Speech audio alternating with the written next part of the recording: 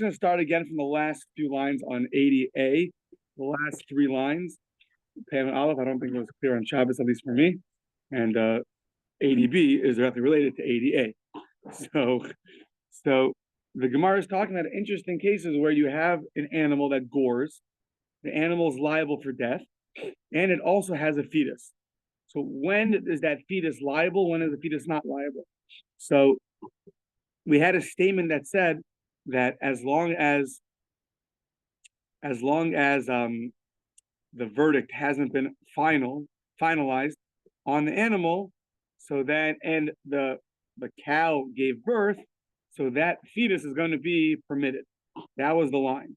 Even though when the animal gored, it was pregnant.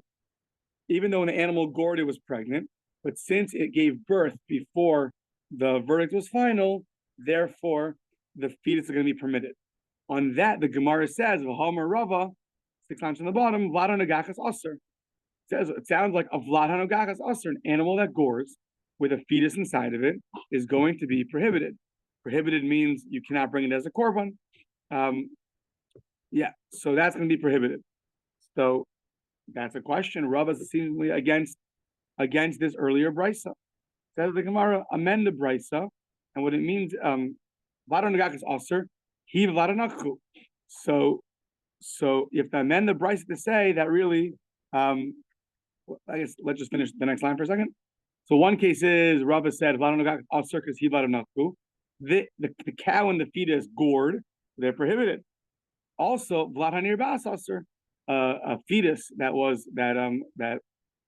had relations with the sodomization. If there's sodomization with an animal that's pregnant, that fetus is also going to be prohibited. Even Vlad hanirbu, both the cow and the fetus were sodomized. So that's against the brisa. To that, the Gemara says, say the following: Ema, im achlo nigmar dina ibra. Before the verdict was final, the cow got pregnant. V'yolda vladamutter. So if the cow got pregnant after it gored, before the verdict was final, then the fetus will be permitted. Im mishen nigmar dina ibra. If the verdict was final, then the cow got pregnant, v'yolda, then the vlad is usher. Then the fetus is prohibited. So before the verdict is final, the cow is not yet going to be stoned.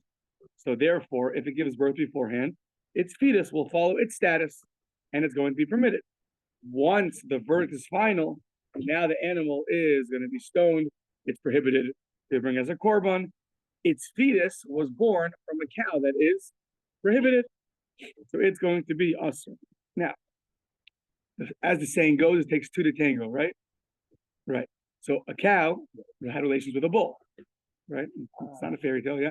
So the cow and the bull. So the bull was permitted. The cow was prohibited. The bull did nothing wrong. The bull was fine. Oh, okay. Right? Right. So that's called zeh v'zeh gorim. You have one and another which causes something. So in this case, you have a permitted bull, a prohibited cow, and now the fetus is born. So we're just assuming now that the fetus is going to be prohibited. Says the Gemara, well, you're getting involved in two opinions. That's good according to the opinion in Mesechus Tmura that says zev v'zeh gorim is aser. That when you have two causations and it ends up being prohibited, then the object will be prohibited also. So too here, you have the fetus that came from a prohibited cow. It also came from a permitted bull. And the fact that you're telling me that it's prohibited must be that you're siding with that opinion. Turning the page. But according to the other opinion, that says zev v'zeh gorim is permitted and not prohibited. So now, what are you going to say? Now you can't say that case. So now that opinion's against the brisa. So now what are you going to do? So Ella Amaravina, Ema, the following, amended in the following way. Aim, or learn it in the following way. Ema im achlo nigmar dina ibra v'yolda. Well, let's say before the verdict was final, it got pregnant and gave birth. So it was pregnant after the goring and gave birth before the verdict. That's totally fine. What do you say? Very justin. Yeah. So that's going to be Vlad mutter. However, if the verdict wasn't final yet, and it got pregnant. But afterwards, after the verdict, if the baby is born, then it's going to be usher because of the concept of uber yerech imahu. There's also two opinions about this. How do you view a fetus? It sort of takes on the identity of the mother or not. So in this case, since it was pregnant after the goring, but the verdict was and after the verdict it gave birth, so then we're going to say that's prohibited because uber yerech imo. Try to picture your mind sodomizing it now. Go ahead. I cannot believe it. So it's always easier to know, like, whether it happens or not practically. Yeah. You have to know, what does Hashem think about cows? Right? He thinks about everything, so to speak. So where you see how grave the prohibition is. I had a Rebbe told me 7 years ago that the way the world is heading, not to be shocked that sodomization is going to become normal in a matter of time. Says that's it, sodomization. That's what they tell us. The world gone so crazy in the last 30 years, like so. What do you mean? Like it was more common back in the day? It seems like it was when you were reading the Gemara. No, but I think more kind of towards the end of the Roman. Okay. I don't know if it was. No, but these cases doesn't mean that it happened. These cases are telling you the absolute. What if it happens? You have to know. Yeah. You have to know for two reasons. You have to know, first of all, if it happens. But you also have to know because you can often pull out general rules from the outlier cases. So you can compare cases from cases that don't always happen to do happen. Okay. Either way, so the Mishnah said yesterday that all the death penalties, if they get mixed together, you get the lowest penalty, the least severe penalty. So now remember, you never got warned for that. You have a skila guy got mixed together with a bunch of other chevra, and that group of people are only if they're only going to kill by the sword or strangle. So now everyone gets the lesser punishment. So, but they never got warned for that punishment, right? They never got warned for that punishment. So how do you get punished if you never got warned for that punishment? It says the Gemara, it must be shmamina mosla davar chamor habi mosla davar kal. Included in every strict punishment are the lesser punishments too. Just like in $200, you understand that $100 is included in $200. So in skila, it contains inside of skila all the lesser punishments too. This is the highest, because or else how are you going to kill the guy? You can't kill him. He never got warned for that punishment. It must be that every more severe punishment includes in it an element of the lesser punishment too. So yeah. So okay. So Amar of Yirmiyah no. So says the Gemara, well, that's getting involved in different opinions already. We'd rather make a uniform, make the Mishnah according to everybody. So Amar of Yirmiyah Kagon Shehisrubo Stam. You warn the guy Stam. If you do this, you will get killed.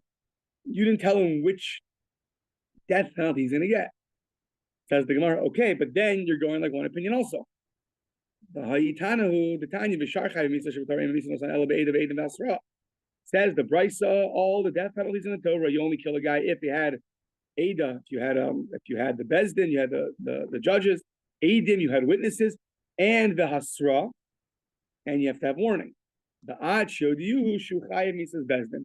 You have to make sure he knows he will get capital punishment. Great. Rabbi Yehuda says no. Ad showed you who be'ezim misa hu neherad. You have to specify exactly which death penalty you will get. So this Mishnah is either going like one of two opinions. It's either going like the opinion that every stricter punishment is included in that is the lesser punishment, or you have to say it's going like the opinion where when you warn a guy before he does something which is liable for death, you don't have to tell him which punishment he's going to get. As long as you tell him you will get killed, that's enough. So you can tell him, listen, if you do this, we're going to kill you. I don't care. I'm doing it anyways. Okay. So if now he does something which is liable for skila, and he gets mixed together with a bunch of guys who have a lesser punishment, so you can still kill him because you still warned him. He accepted the warning and did it anyways. So now, Tanakama Yolif mi mekoshesh. The first opinion learns from the one who gathered up. There's something wrong on Shabbos. So there, they didn't warn him which misa he's going to get because they didn't know which misa he's going to get. That was the whole thing. Most of them know. And Rabbi Yehuda says you can't learn from there because mekoshesh was a hara or shah haisa. It was something only for that generation, but you can't learn from there. That was a unique situation. Sometimes, you have to do things for that time, but not for all future times. Haniskolin bin Nisrafin, a bunch of Steve's business, yeah. A bunch of the stoners get mixed with a bunch of the smokers. No, with a bunch of the ones executed by death.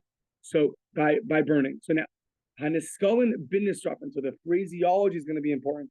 You have a bunch of people who are liable for who are going to get stoned, mixed together with the ones that are going to be burnt. And the Mishnah said that according to the first opinion, you give them all sreifa, burning, because that is the lesser punishment. Now, Masni la Rabbi Cheskel la Rami Brei. We're going to have a whole back and forth between Rami Cheskel and his son.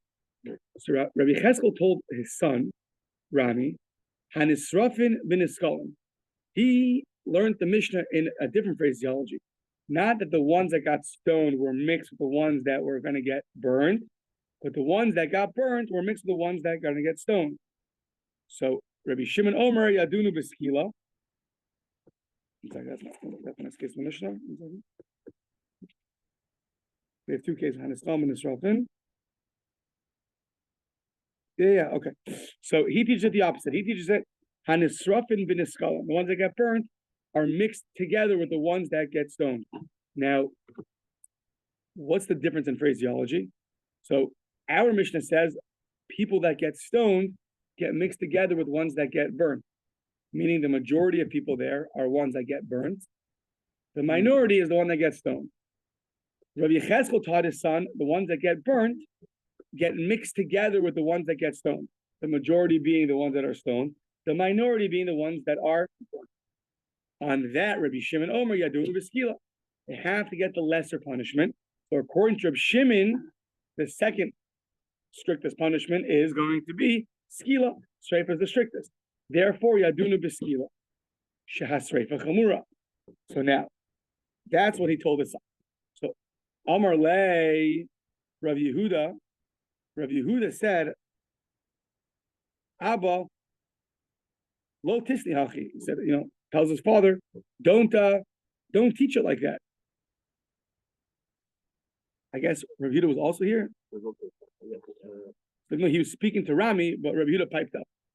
Right, he was focusing on one child. Keskel's brother. He said, Abba, my father, no? Sounds like it's his father, no? So, I don't know. Oh, he's saying, yeah, meaning, so he's telling his brother, right, he's telling his brother. So this Rabbi Cheskel told us to one son, Rami, and now Rabbi Yehuda says, Abba lo tisniach, our father didn't teach it like that. He taught it differently. Why? Because if you teach it the way that he teaches it, that the people that got burnt were mixed together in the ones that got stoned, and they all get skila because it's the lesser punishment, says the Gemara. So he told his brother, my area de sreifa chamura. Why do you get sreifa? Because it's more strict. Tepakle, you should get maybe skila. Tepakle the ruba niskolin inhu. The reason why you get stoned can be one of two reasons. Either because it's the lesser punishment. That's what you said. But I'm saying it's the majority. So go after the majority. So how do you know that the reason is that you get stoned is because of the fact that it's the lesser punishment? Maybe you get stoned because that's the majority of people. So how should we teach it? It says teach it the way really our Mishnah has it. Haniskolin bin Nisrafin.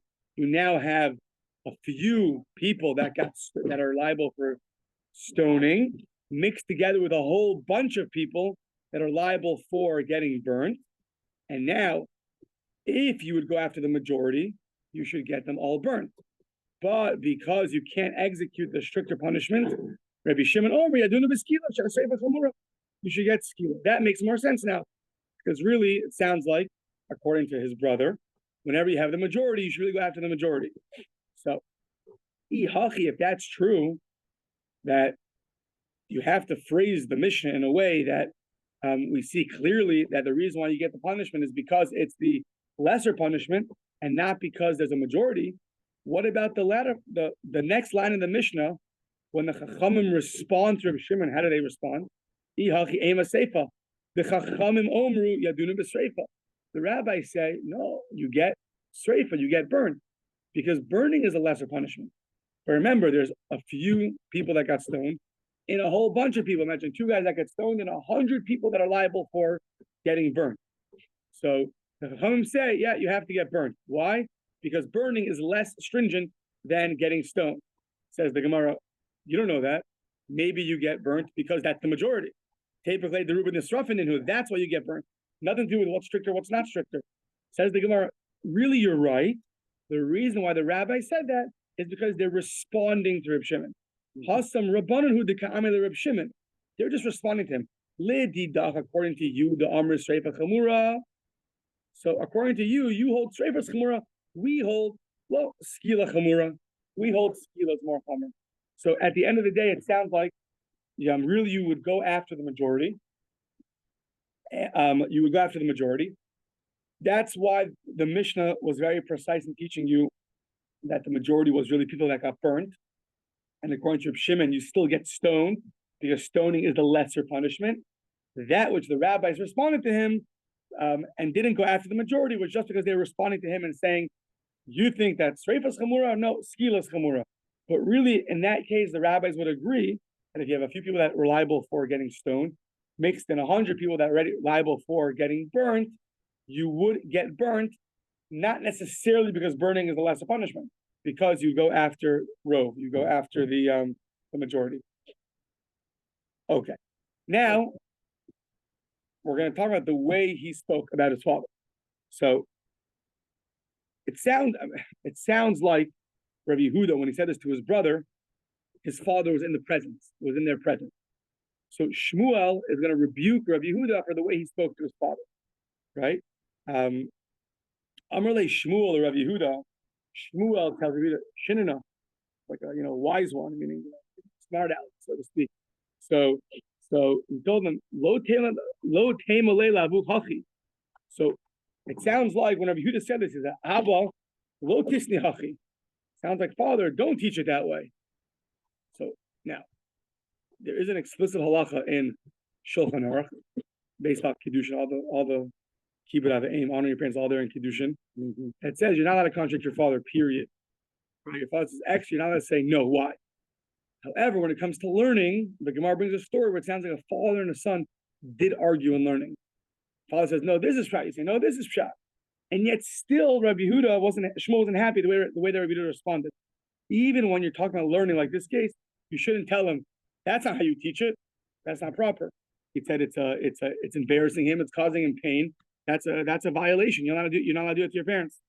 So Titania, as the Brisa says, Harei Shahaya Aviv overall Divrei Torah, there in Kiddushin says even if a father made a mistake when it came to Divrei Torah, Lo Yomar Lo, don't tell him, Abba, father, you messed up. Avar Tal Divrei Torah. Either literally means you transgressed, but it sounds like you made a mistake. You made a mistake in the words of the Torah. So what should you say? Ella Omer Lo Abba. So ask like a question. Really? Kach Ksiv B'Torah? He says the Dvar Torah at the table, and you're like, does it really say that in Parshas Kitzaver? Yeah, you sure? So says the Gemara, what's the difference? Just another way to embarrass him. Now you're doubting he doesn't know what the Parsha is, whatever the case is. Sof Hainu Hach. That's also embarrassing him. You shouldn't say that. Ella Omer Lo Abba Mikra Kasav B'Torah Kachu. So don't ask as a question. Just say, look. So he says something, and you're like, look, there's a pasuk over here, and that's it. And you stay back. He will go read the pasuk, and on his own he'll realize that he might have erred. But you shouldn't be the direct, you shouldn't be the direct causation of his pain. He said, look, It's a very interesting. There's a very interesting pasuk over here. Like or you could say, what do you think about that? And then he'll on his own he'll realize. Rav Shach, the Rosh Yeshiva, Aponim Yeshiva, not alive anymore. But before the Bachrim went back for their break, like Pesach break coming up, he would tell them that they should go and review the halachas of honoring your parents.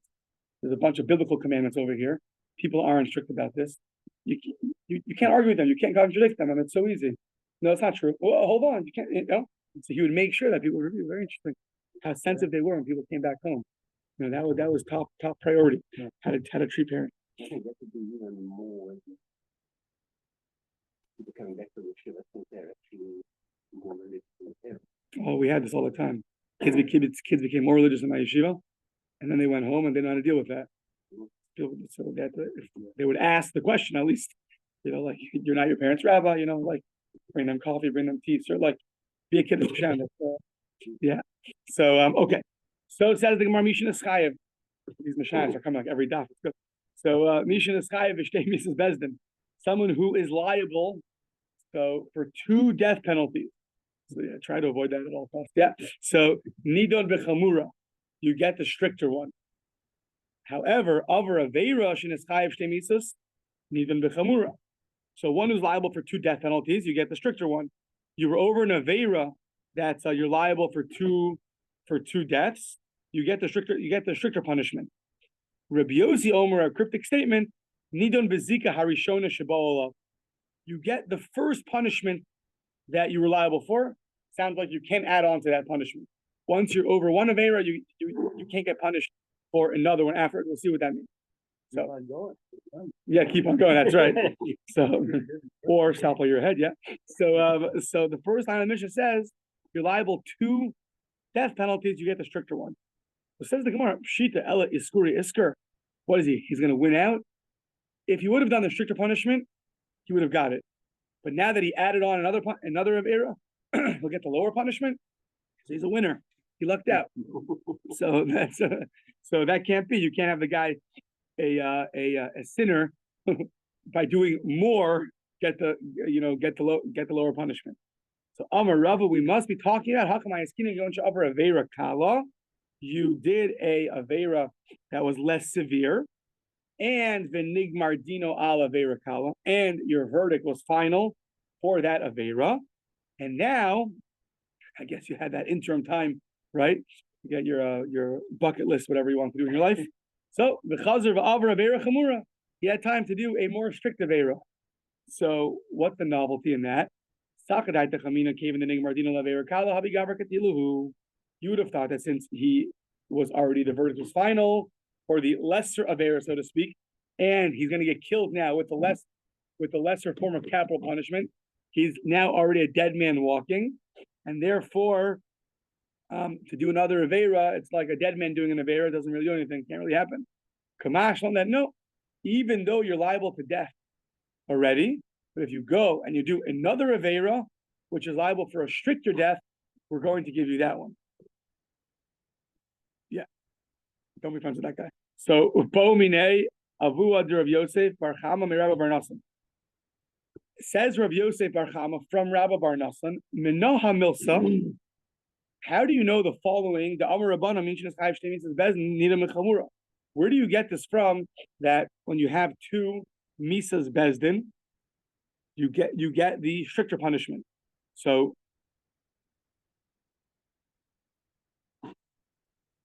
which is very interesting because we just said a second ago he can't win out. No, but that's something else. No. That's when you're already liable for skila. That's when you're already liable for whatever it is, for sreifa, and then you get skila, we give you skila. But let's say you over one Aveira. That's what it is. You did one Aveira, over Aveira, and that Aveira, you're liable 2 death penalties. No, one second. No, I think we're asking on what we just said a second ago. You already were the verdict was final for a lesser punishment. And then you shut the judge. Yeah, exactly. And then you shut the judge, and then you went and did something else. So in that case, right, exactly. The Gemara asked earlier, how could a sinner how could he win out? And just he can't. When the guy's already, the verdict is final and he's already like a dead man walking, he could still be liable for another punishment. There was a novelty in that even though he already got one verdict and he's going to be strangled to death, he'll still, if he does another Aveira, he'll still get now either burning or he'll get stoning. So how do you know that that's true? Maybe really, once you're liable for death and the verdict is final, that's what you get, period, game over. So, so Minah Milsa, how do you know that?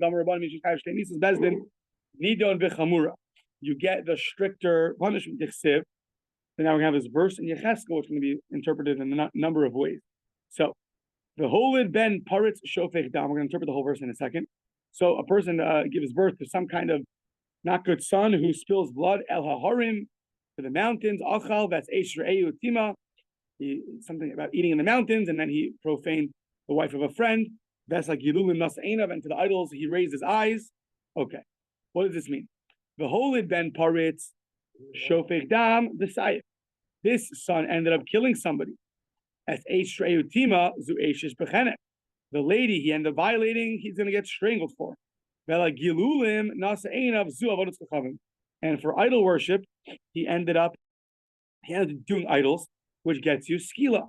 So 3 different averas: killing, getting killed by the sword; violating someone's wife, strangulation; and avodah zara. Idol worship gets you skila. And the end of that, it says, "V'ksiv emos yumas damavo yiyeh v'skila." At the end of the day, even though you did one avera that got you killing by the sword, a second avera that you're going to get strangled, you'd have thought that that's it already. But if you end up doing something which is liable for skila, so then you are going to get skila at the end. So, yeah. Okay, Rashi points this out. Rashi points out that if the guy never had any verdict finalized on him and did 3 averas, of course you get the stricter one. Because how could a sinner win? How could he gain? If he just did that avera, you would get that. Because he did 2 other ones, you're going to get the lower punishment. But we're talking about, you have to say that the verse is talking about a case where he already had the verdict final on the previous averas, and then he did the stricter punishment. How do you know that he's not like a dead man walking and he would still be liable? That we have this allusion to a verse in Yecheskel. Okay. Says the Gemara, not so fast. Naskler of Nachman Bar Yitzchak, Ema Kula Beskila. You can interpret the whole verse as referring to one guy who did 3 averas that all are liable for stoning, not 3 different averas. How do you do that? The holid ben paritz shofech dam zeh ben sorah. The son who ends up killing is a ben sorah. De beskila. So a ben sorah gets skila. He gets stoned. The wayward son gets stoned. So if the verse is referring to a wayward son and not a regular murderer, that's skila. Eishish re'eyutima, a woman that he violated. Which woman is that? Zunar Murasa. It'll be that 12-year-old girl in her first stage of marriage, which is also debeskila. The el hagilu naseinav zuavados kachavim debeskila. So you can read this verse about this son doing 3 averas, but they're all going to be liable for skila. So then you don't have any proof from there. Imkain, my kamashon Yecheskel. If that's true, then what's Yecheskel teaching us? What's the novelty in this? You do 3 averas that you're liable for skila, you should know you're going to get skila. So, my kamashon Yecheskel. So the Gemara says very interesting. Dilma Torah kamahadar. He's just reviewing the laws of the Torah. Review session, intercession. Yeah, midterm coming up. So says the Gemara, well, if that's true, then imkain ibadeh hadure kihechi da hadra Moshe Rabbeinu. He should review it the way that Moshe did it in Parshas Devarim and use the normal phraseology. Don't allude to it in this kind of roundabout way. If you're just reviewing, if you want to review, make sure you review the way your teacher said it over, right? Much easier to review that way. So it must be that's referring to the first way we interpret the pasuk as 3 separate averas, and he's teaching that even if your verdict is final for the lesser punishment, if you do something afterwards which is liable for a stricter punishment, so then you are going to get the stricter punishment also. Now, once we're on the topic of this verse, we're now going to interpret it homiletically. Darash from Acha Bar Chanina, Mai Dichsiv. First I got it in a while. So Mai Dichsiv, what does it say El haharim lo achal. To those mountains he didn't eat. Shelo achal b'schus avosav. He didn't. No, it's interesting. The harim is referring to the forefathers, right? He didn't. When he didn't eat, he didn't use up their merits. He used his own merits in life. He didn't bank on their merits. That's that. The einav lo nasa el gilule beis Yisrael. What it means, he didn't raise up his eyes. It means it means that he didn't walk in a very upright posture, which is a sign of arrogance. That's Eishus Re'ehu lo tima. He didn't violate the wife of his friend, meaning shelo yared la'umnas chavera. He didn't go and entreat on his friend's profession. Vel isha nida lo yikra, and the verse continues. He didn't come close to a woman who's a nida, meaning shelo nehene mikupa shel tzedakah. He never benefited from the shul charity fund, the rabbi's fund. He was able to be self-sufficient. He didn't have to go and rely on that. Uksiv, at the end it says, tzaddik hu, it says, tzaddik hu, chayo yichya.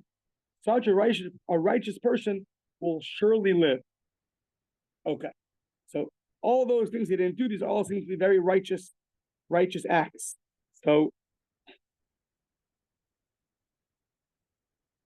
yeah, Rashi says that for self-sufficient, steady individual, it's a genai for him. It's a degrading for him.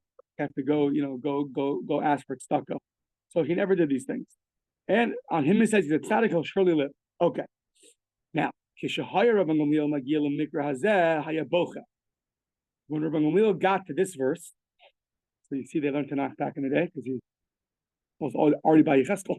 So he started crying. So why did he cry? The Amar man the Avid lekulu hu dechai v'chada minayu lo. So I guess I'm not clear why he's crying. I think he's crying because maybe he's crying because people aren't going to reach this level. Because he says only if you do all of these are you going to live. Meaning you're going to live a righteous life. If you only do one of them, then you won't. That's not this level of righteousness. You have to do all of these things to be a real righteous guy, be a real tzaddik. So maybe he was crying because people couldn't. Who can do that? So few people. Maybe that's why he was crying. Not sure. He was in pain over the fact that we're limiting being so righteous to such a high level. Not sure. So Amar Le Rabbi Akiva told him, you interpret this verse. You interpret the verse that it's referring to, that has to be that you're doing all of these to be a tzaddik. But if that's true, only Rabbi Akiva Elameato, so it says,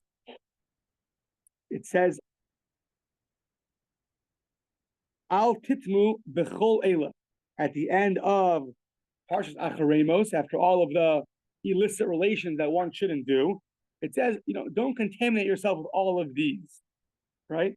So it only means with any of these, okay, and then you're going to get punished. So says Rabbi Akiva, you're only going to get punished if you do all of them. So elamata altitu b'chol ela hachanami bikul in b'chad v'nayu lo. You're only going to get punished if you do all of the illicit relations. But if you do one of them, then you won't get punished. Of course not. Even one of them. So to here. So hachanami ba'achas mikol ela. So to here, when you have a list of these things, and at the end it says you're going to be a tzaddik, it doesn't mean if you do all of them, even when you do one of them, you'll still be considered very meritorious and very righteous. Okay. So the end of the Mishnah said that if you do an Aveira,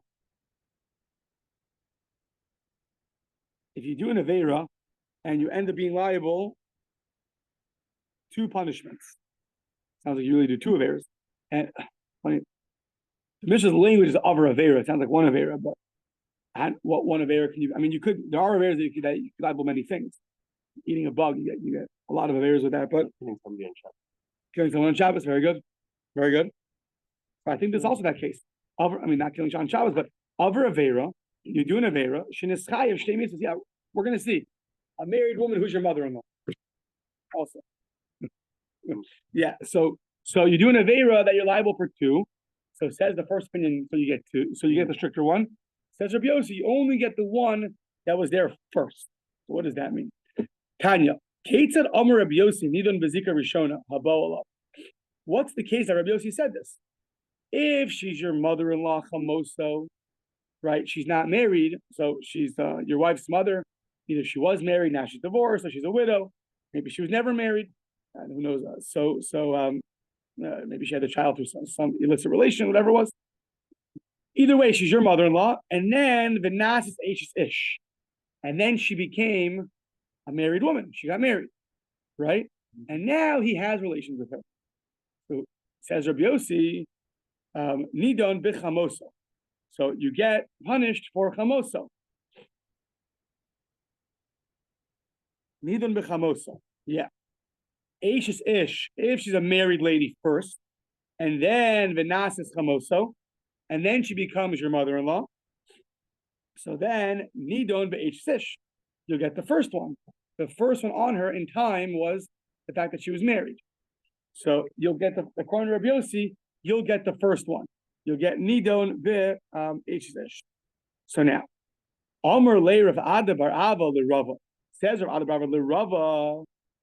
I don't understand. The first case you mentioned, when she's first your mother-in-law, chamoso, and then v'nas ish, nidon b'chamoso, why are you only punished for the fact that she's your mother-in-law? You should also be punished for the fact that she's married. Lidonamia isser ish. Now, I think this is touching upon the following. There's a general thing in Shas called ein isser chal al isser.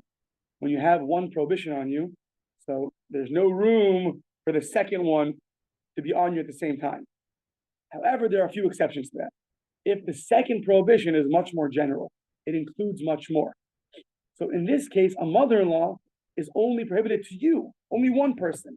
Once she gets married, she's prohibited to everybody. That's called an Isser Mosif. We're adding, it adds much more, it's much more inclusive. So that, says the Gemara, if it's chamoso, then ish, that everyone agrees to, or not everyone, but at least Rabbi Yossi agrees to. The Amar Rabbi Bo, Modi Rabbi Yossi, but Isser Mosif. Rabbi Yossi agrees when you have a prohibition, that's an Isser Mosif, it adds. So there he agrees, you do get the second punishment. So how come he said over here that you're only going to get liable for the mother-in-law and not from the fact that she's married? For that we say, let's turn the page, Amar le Ada, Brei Rav Ada, his son said, betray Katli Kataltale. What do you know? You can't kill a guy twice. So what it's referring to is, how do you also kill him for the fact that he was with a lady who's married? You can't kill him twice. So that we say that when she's your mother-in-law and then she's married, that you get 2, it's referring to if you did it inadvertently. If you do it inadvertently, so now you're liable to bring 2 offerings. Right? In the world of killing somebody, what does that mean? You can't kill him twice. So it doesn't have any practical ramification. Where does it have ramification? When you want to know if you did it inadvertently. You either had no idea it was prohibited, or you had no idea it was your mother-in-law, right, who's also married. In that case, now you found out either, oh my gosh, it's prohibited, or oh my gosh, it's my mother-in-law. So there now you have to bring 2 sacrifices. So there we say that Rabbi Yossi agrees. But in case of getting killed, you can't get killed twice. So that's why he says you're only liable for the first one. You should receive the death penalty for the mother-in-law and the Only, but you can't get killed twice. I know, but at least get killed once. He does. He will, for sure. He'll get stoned. Not to worry. If he gets with his mother-in-law, relation with her, so then he'll be liable for stoning.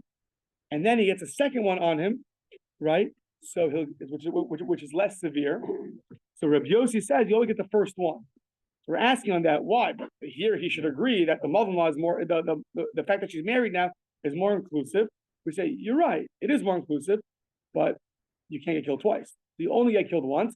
It must be when he admits to that, it's because it's a case where he did it inadvertently, and then you're liable for 2 punishments. Okay, we'll go for 2 more minutes. Those are times you can't do it inadvertently. Yeah. It's kind of anyway. Yeah. Well, remember, to do it advertently, you have to get warned and everything. Yeah. If you know what's wrong, you do anyways, then heaven will take care of you. Okay, let's see. Fine. Right. Yeah.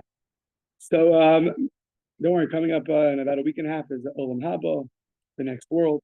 Ah, Okay, also Gehenna and not the next world, but whatever. What to look forward to. Hopefully. hopefully. Yeah, Mishalaka, Vishana, anybody who does Malkus gets Malkus and then does it again. Bezdin Machnis and also the Kippah. Back to our Kippah. Bezdin puts him into this dome and gets it, or into, well, we'll see. It's actually a very, very small area. Sounds like more like solitary confinement, whatever. We'll see in 51. Or you give him barley, until his stomach implodes. Says the Gemara, Mishum the luck of Shana Bezin Kotel the Kippah. You did an Avera twice, they throw you into the Kippah, why liable for death? So Amr Reb Yirmiyah, Amr Reb Shimon ben Lakish, no. Halcha b'malkios shel krisos askina. You do a negative prohibition, which comes with it krisos, which is death in the hands of heaven. So now the Gavra Bar Katalahu, he's still a dead man walking. The Kruvihu Deloy Mikra Katle. So you can't really just go and kill him, or his death hasn't come yet, right? He's still the machlokas. What exactly krisos is? A person dies early, maybe his kids die early. So, but since he keeps doing the aveira, the game to come a battle and nafshe, therefore makrivinan le lekatle. You love it. Since he keeps doing the same aveira over and over again, we bring his death near for him. Put him to the kippah, feed him the barley, and shalom alayhi. So Amar le Rav Yaakov le Rav Yirmiyah. So Bar Tachlifa. So says Rabbi Yaakov le Rav Yirmiyah Bar Tachlifa. I'll explain this to you. Ta Azbrala. The Malkios shall karis achas. It's the same negative prohibition that he repeated. We'll see in a second. 2 times, 3 times, maybe 4 times that he repeats. But if he does one negative prohibition and then another one and then another one, that's not called making yourself totally hefker, making yourself totally what's the word they use? Totally, not just be, I don't know what's the word they use. Being hefker, you're not totally just lawlessly being over the Aveira. If you do different ones, you're just tasting different Aveiras. That's less severe than doing the same one over and over and over again, where you're basically showing that I don't care about my life at all. If you're doing a variety of them, then it could be you're not a good guy, but that's not the same level of repeatedly doing the same Aveira. So Krisu Yisur the Katayim, he's tasting different things. Below Mevater Kulei, he's not totally being Mevater, totally foregoing on his life. He does the same Aveira numerous times, then he's yes for going on his life, and we'll have to see exactly how many times coming up tomorrow. Yeah.